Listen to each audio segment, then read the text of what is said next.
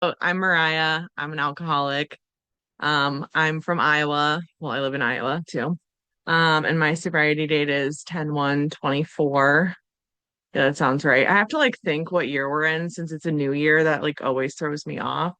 Um, so I don't know. I'm at like 14 or 15 months right now. I don't know. I don't really keep track anymore. But um, yeah, so I'm really happy to speak. Congrats to everyone on the birthdays too. That's like really awesome to see all of the like 3 and 4, 5, 6 months. I don't know. I love seeing that. So I'm really excited to speak here and hopefully someone can get something from me telling my story. Um, I set a little timer here too, but if anyone wants to give me like any time reminders, feel free to jump in. Um, but yeah, my story is not necessarily like starting from the beginning special, like a lot of different alcoholics that we hear. I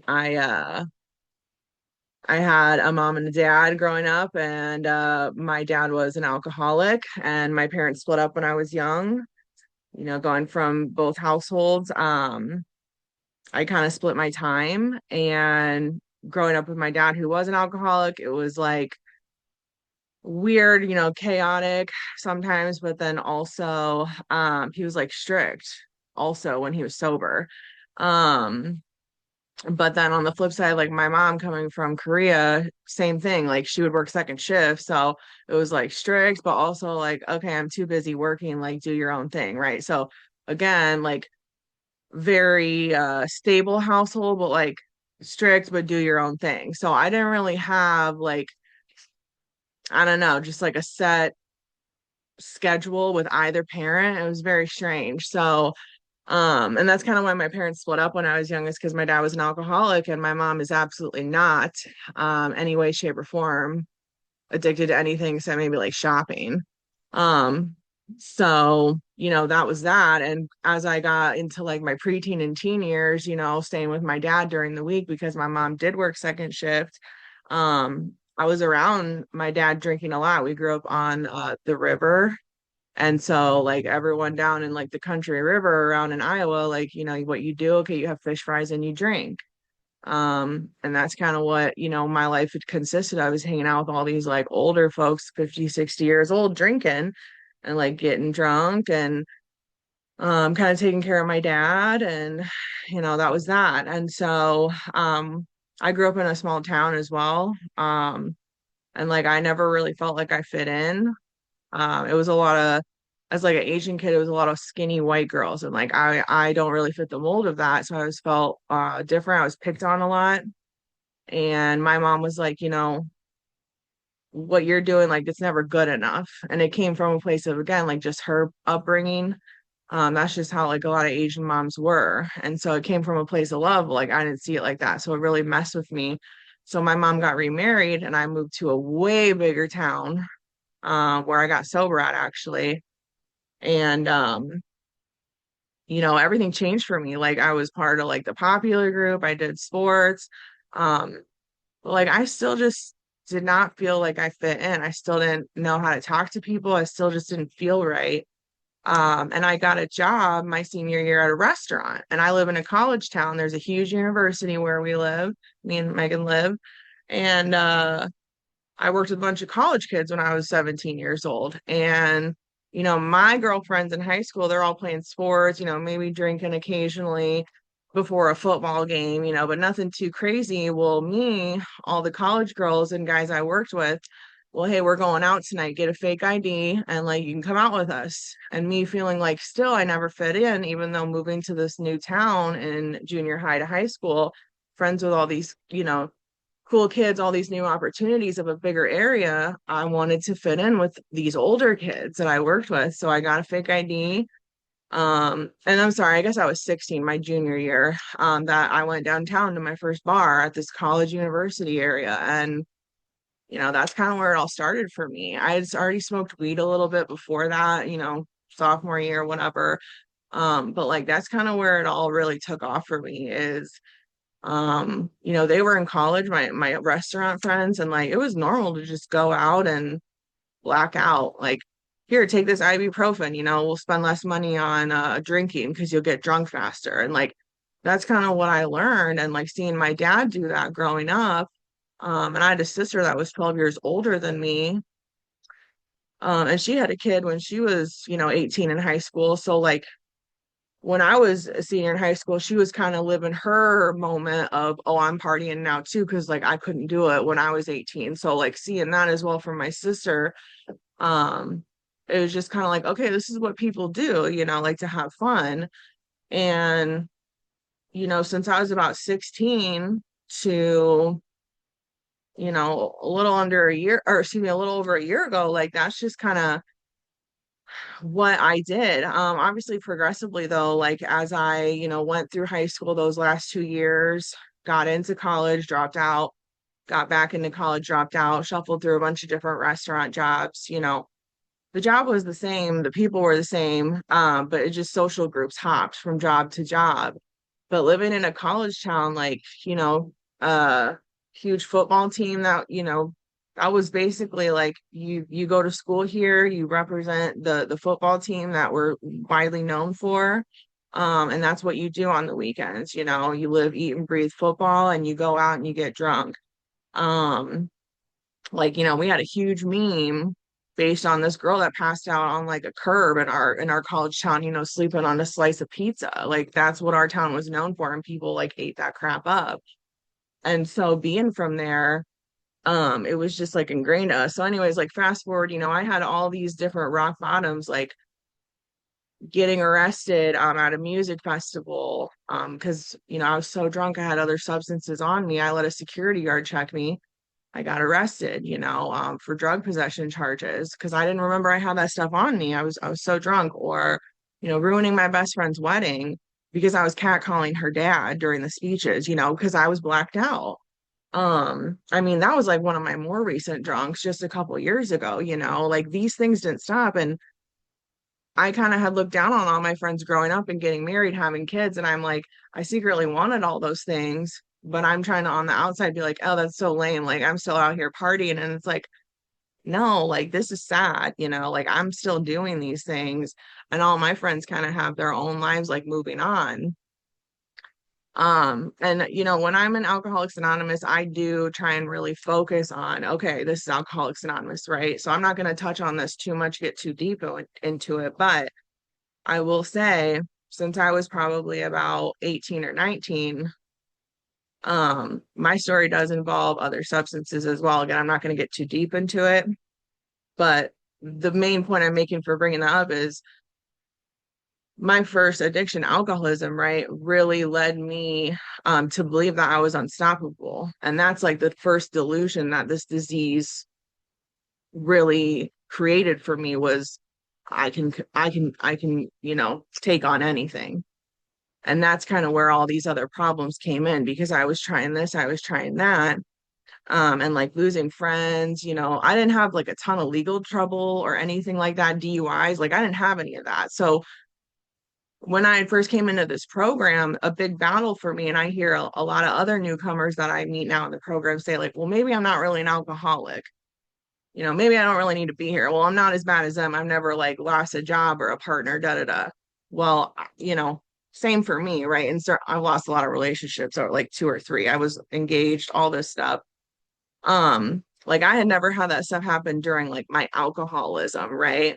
But like for the last 3 years of my active alcoholism, it really did lead me down the dark path of like drug addiction with fentanyl. And again, that is a direct correlation like of my alcoholism. And me realizing like I can't keep drinking like this anymore. Okay, well, what am I going to replace it with now, right? Um, but again, like that's what alcohol like had me start to think is, this is what you do when you don't want to deal with something, or when you're lonely, or when you want someone and they don't want you back, or you don't want to deal with feelings, or you're not getting what you want, or I'm wanting to play God. And I just didn't want to deal with the hangovers anymore. So like I switched to fentanyl, and that really dug my life down very dark hole. And I did lose relationships, multiple, romantic and friendships, family relationships, jobs. So I'm gonna kind of stop it there. But like again, all that stuff it stemmed from my alcoholism. And never once in those like 12, 15 years of my alcoholism did I ever start to think until I was in rehab over a little over a year ago. I think I'm an alcoholic. If that is not like delusion to 1,000 max, wow. And like that is just, I think a clear-cut case for me of this is how powerful this disease is. And like without Alcoholics Anonymous, I don't know, if I would even still be here today because when I had finally gotten to rehab, I'm kind of getting ahead of myself. Um, Eventually, right, like I did flip-flop from relationship to relationship. My ex found out I was still drinking and using secretly. I got into rehab. My God moment was he told me over the phone in rehab, I don't want to be with you anymore. And I'm in there to try and fight to get him back. And that was my God moment. Why am I in here where I don't really want to be here. I'm away from everything. I'm doing this for him and he doesn't even want me. And that's when I'm like, I've done so many things like for other people who don't even really care about me, all these guys who use me, da da da. Like, I'm finally going to do something for me. And like, I had never done that for I don't know how many years. And like, I'm on top of that, I'm like 3 days sober now in rehab, and like, I haven't had someone come and get me. I would have never done that on my own. And that's when I was finally like, okay, maybe like all these things that these people are saying, these AA meetings here at this treatment center are like, maybe believable. And that's kind of when I started believing in like those first three steps that I was even hearing about. So that's kind of when I like hit the ground running, even starting out in treatment. And I was like, I'm getting a temp sponsored treatment. I'm gonna actually start taking this seriously. So the next day I wrote him a letter. I had my dad call him and tell him not to come visit me. I cut him off. And when I got out, I didn't talk to him. I blocked him. I had my dad go get all of my stuff from his house while I was in treatment. And when I got out, I like just hit the ground running. And I had been in and out of AA in my area for a little bit. But like, first day I got back, I went to the first meeting I could when I got back into my town and like went to a meeting sometimes twice a day. Started hanging out with people in my area, like for fellowship, signed up for service work, started sharing meetings. I just did anything I could because like my routine was just like, get up, drink whatever I could, use whatever I could. Kind of like just like a shit show of anything of like what not to do, right? So like I had to kind of find a new routine and like my new routine was AA and listening to like all the suggestions that the people who like knew how to stay sober and like listen to the book, trying out those new routines. And then that kind of led me down the road of like finding a program that worked for me until I could get a job, which I ended up getting a job on the prevention side of like a treatment center for men in our area. And so that kind of helped me like focus on helping other people, but kept me like recovery and like treatment centered, just like in my day to day as well. Thankfully, my parents supported me. They didn't initially, but my mom came around and like let me live with her when I got back out, like her and my stepdad. Um, and like my fellowship, they held me up strong until I could really develop that strong relationship with like my higher power. And I found a really strong sponsor who I just related to. And like, I have a different sponsor now because I moved to a city nearby. Um, but like, I still keep in close contact with her, and she's one of my really close friends now. And, it was difficult for me to move to a new city, but, and I was kind of like, oh, this isn't like my first fellowship where I got sober. And like, I kind of was like, I don't need AA anymore, right? Because I wasn't getting what I wanted. Like, I wanted to be where I got sober in my first city. And I was having a pity party and I couldn't find a job where I live. So I was commuting and I hated that. And then I realized like that cliche, like it works if you work it. And I realized no one else can get you out of this. Could anyone else get you sober? No, but like I could do the work to get sober. So it kind of made me realize again, like I have to put in the work and I have to take action and be willing and open to do these things. Nothing's just going to happen for me. So again, I started going to meetings in my new area. I found a new sponsor. I started actually talking to people after meetings. I started actually trying to get to know people instead of being like, I don't want to know these people because they're not my original like fellowship people. And like I stopped being like a snob and being open to like meet people and started doing service work and started chairing meetings and joined like the young people's committee for Iowa because I realized like it's not about me. And I actually started praying like, what does God want me to do? Because when I start focusing on like what do I want, that's kind of when I start getting back into my old character defects and I notice all these bad old habits that I was not happy with, when I was out before. And when I start thinking about others and focusing on like, okay, what does God want me to do?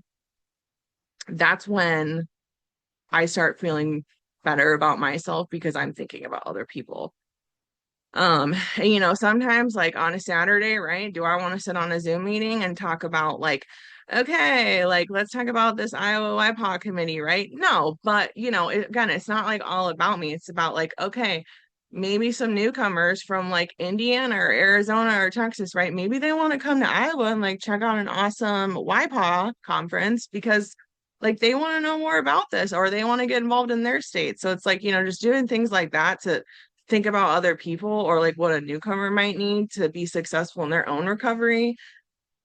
Like long term, that the result of that solution, which my solution is AA, makes me feel a lot more whole than the things that I was doing before when I was out in active addiction and alcoholism. So I don't know, when I let God in and have him help me be a part of my decisions and I don't just think about myself and I just turn it over and try to have God help me and like show me what to do. And I just do the things that, the people I looked up to that are sober and work this program and do what the book suggests. My life is just so much better. And I don't know, I just can't, my life is not easy still today. I have a lot of hard things. I just filed bankruptcy.